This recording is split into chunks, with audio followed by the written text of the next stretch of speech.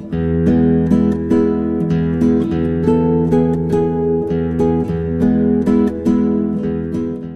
everybody, my name's Brian and you're watching Nursing Now. In today's video we're going to be talking about hypoglycemia, or otherwise referred to as low blood sugar.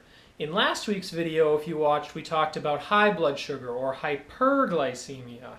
Hypoglycemia is having too little sugar in the blood. Now, having diabetes doesn't cause hypoglycemia itself, but some of the treatments for diabetes, such as insulin or the pills that you take, can increase your risk of developing hypoglycemia. Now, in this video, we're going to be talking about some signs and symptoms of hypoglycemia, as well as what you should do if you recognize these signs or symptoms, and then some things you can do to prevent hypoglycemia. Now, in severe cases, low blood sugar can lead to either loss of consciousness, seizures, or both. So it's very important that you recognize the signs or symptoms of hypoglycemia and act on them right away. Okay, now what may you notice if you're having a hypoglycemic episode? Now you may notice that you're feeling shaky, or your skin is feeling cool or clammy. You may also notice that you're feeling confused or irritable. You may feel weak or fatigued. You also may notice that you're having blurred vision. These are all some symptoms of hypoglycemia.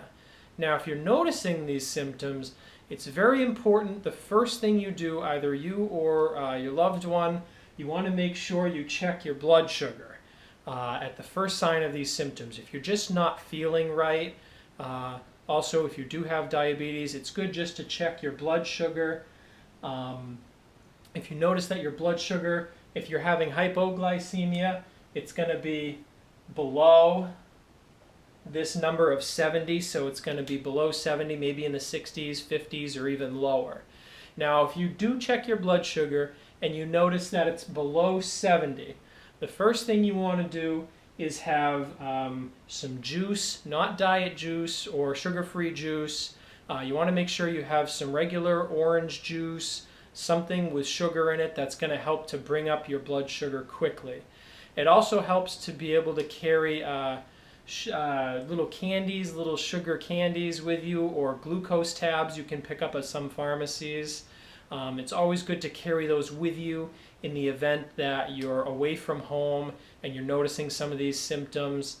You can check your blood sugar or take one of these little glucose tabs or candies, and it can help make you feel better and bring your blood sugar up to a normal range.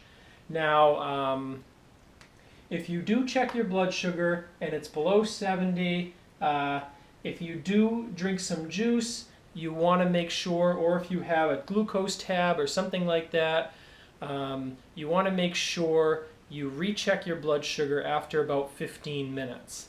Now, if you recheck your blood sugar after about 15 minutes and it's still below 70, this is an indication that something might be wrong and you might want to seek immediate medical help.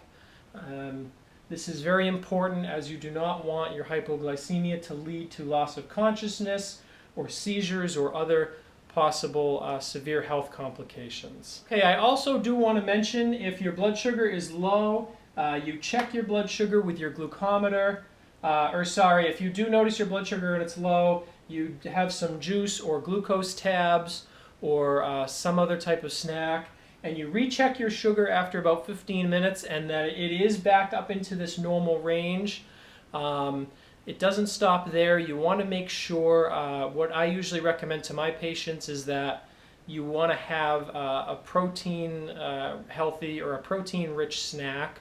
Something that's high in protein, maybe some lean meat, some chicken, peanut butter, maybe something like that. Something that has protein in it, because the protein will help prevent your blood sugar from dropping back down shortly afterwards. Because the juice and the glucose tabs are fast-acting sugars, they can cause something called reactive hypoglycemia, which can cause you, sometimes if you have too much, your blood sugar can come back up and then spike back down very quickly again shortly after. Okay, so the last thing I want to mention is how to prevent, some things you can do to prevent low blood sugar. Now, the first thing you can do is make sure you have a good diet and a regular diet. You want to make sure that you're eating a consistent amount of carbohydrates at each meal, and you want to make sure that you're not skipping meals.